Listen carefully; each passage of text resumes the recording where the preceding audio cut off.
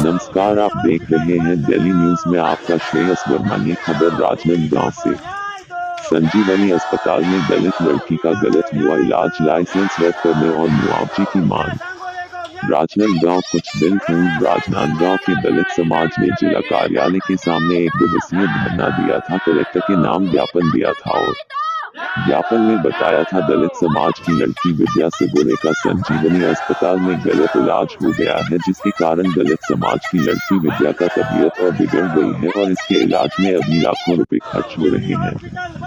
दलित समाज के नेता के.एल. तांडेकर ने कुछ दिन पूर्व कलेक्टर से मांग की थी कि दलित लड़की विद्या का इलाज कराया जाए तथा संजीवनी अस्पताल का लाइसेंस रद्द किया जाए।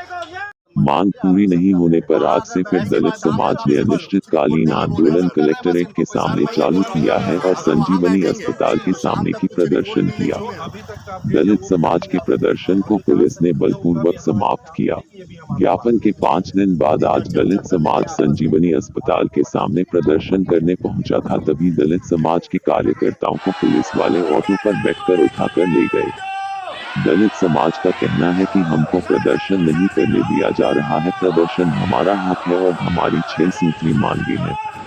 3 दिन से हमारे आंदोलन को असफल करने में पुलिस लगी हुई है और हमको आंदोलन वापस लेने बोल रही है। दलित समाज का ये भी कहना है पुलिस जो है हॉस्पिटल का दलाल बन कम कर रही है।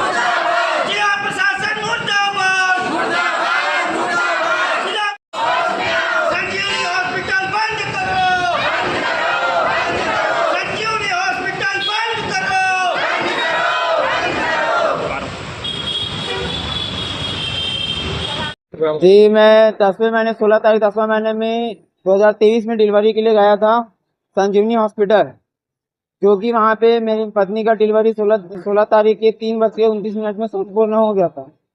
उसके बाद में उनको 2 घंटों के बाद में उनके पेट में दर्द शुरू हो गया, जिसकी जानकारी मैंने संजीवनी हॉस्पिटल के राघव वर्मा को दी, लेकिन उन्होंने बोला कि सेकेंड ऑपरेशन है तो दर्द देगा।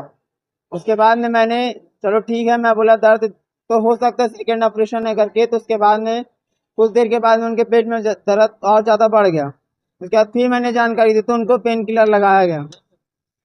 उसके बाद में मैं घर आ गया। उसके बाद में उनको पेट में दर्द और ज़्यादा बढ़ गया। उसके दर्द बढ़ने के बाद में किसी सिस्टर ने उनको ब्लड वाला इंजेक्शन लगा दिया, जिसके कारण उनका ब्लड सर्कुलेशन पूरा रुक गया और बाथरूम पूरा बंद हो गया, जिसके कारण उनके शरीर में पूरा इन्फेक्शन फैल गया। इसकी जानकारी मैंने संजीवनी हॉस्पिटल के डॉक्टर राघव वर्मा को दी, तो उन्होंने ये कहा कि किसी प्रकार का इन्फेक्शन नहीं है, कोई इन्फेक्शन नहीं दिख रहा है, इसकी जांच हमको करके देखना पड़ेगा। उसकी जानकारी जब मैंने राघव वर्मा को दी तो उन्होंने ये कहा कि सवेरे हम इनकी सोनोग्राफी करेंगे, कुछ टेस्ट करके देंगे, उसके बाद में बता पाएंगे कि वास्तव में क्या हुआ है।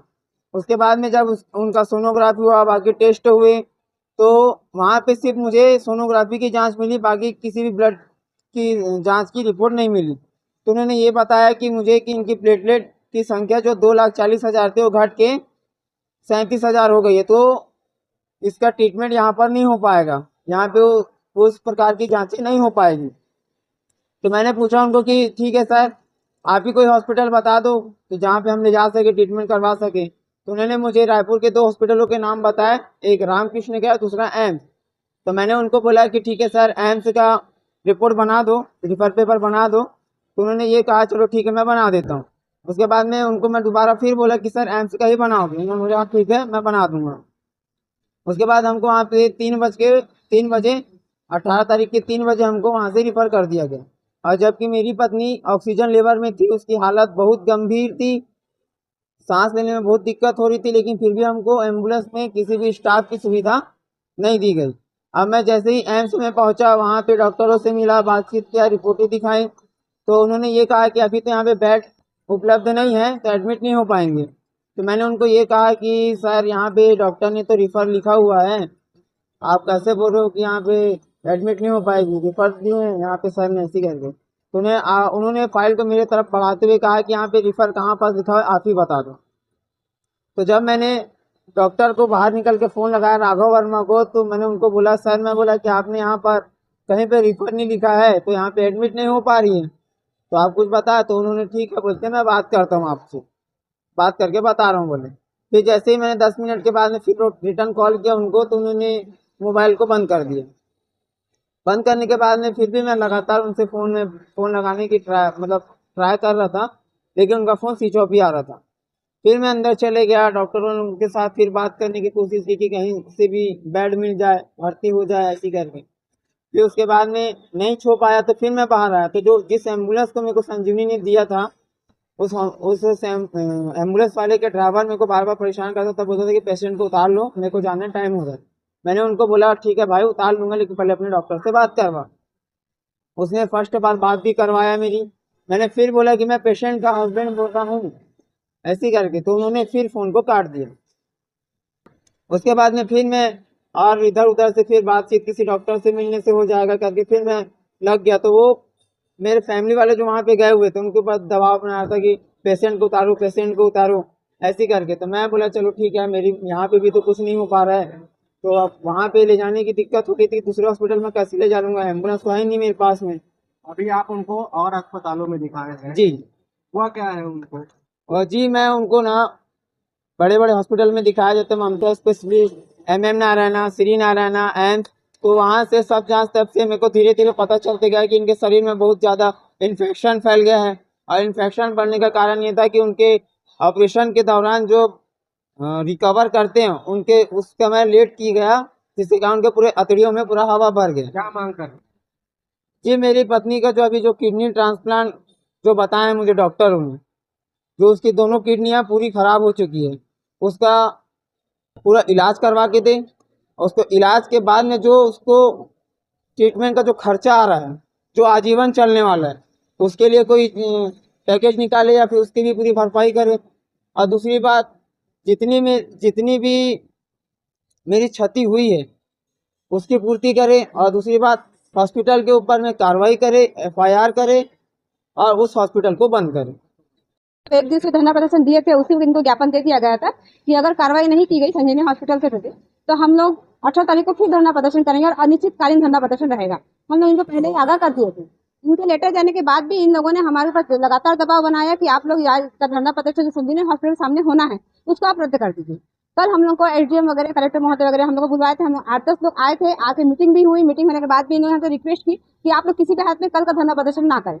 हमने उनको वही बोला कि भाई धरना प्रदर्शन का सारा चीजें हो चुका है, सबको ज्ञापन जा चुका है, सभी को आंदोलन से बोला गया है। आंदोलन हम रद्द नहीं कर सकते, हम लोग शांतिपूर्वक आंदोलन करेंगे, लेकिन आंदोलन तो होगा। हमने ये बात हो गई थी कल हमारी सबके साथ में, सभी लोग हम लोग मीटिंग में बैठे थे SP ऑफिस के मीटिंग हॉल में। उसके बाद आज सुबह 9:30 बजे ही SDM महोदय, SDOP महोदय और अपना DI महोदय रितेश के घर पहुंचे। जो पीड़िता है विद्या सांगोड़े, उनके घर पर पहुंचे उन्होंने 9:30 बजे, और 9:30 बजे से उन्होंने उनको बोलना चालू किया कि आप लोग आज का कार्यक्रम अटेंड ना करें। तो मैंने भी उनको समझाया कि भाई सभी लोगों को हम लोगों ने आगाह कर दिया है, सभी व्हाट्सएप चल चुके हैं, ग्रुप हो गए, सभी लोग को आना है। उसके बावजूद हम लोग किसी भी तरह से यहाँ पहुंचे। और यहाँ पहुंचने के बाद में जब हम संजीवनी हॉस्पिटल के सामने में जब लोगों का जमवाड़ा हुआ, उस वक्त इन लोगों ने, पुलिस वालों ने और SDM महोदय जो हमारे राजनांदगांव के SDM, यहाँ पे आपको परमिशन नहीं है, आप लोग यहाँ धरना प्रदर्शन नहीं कर सकते।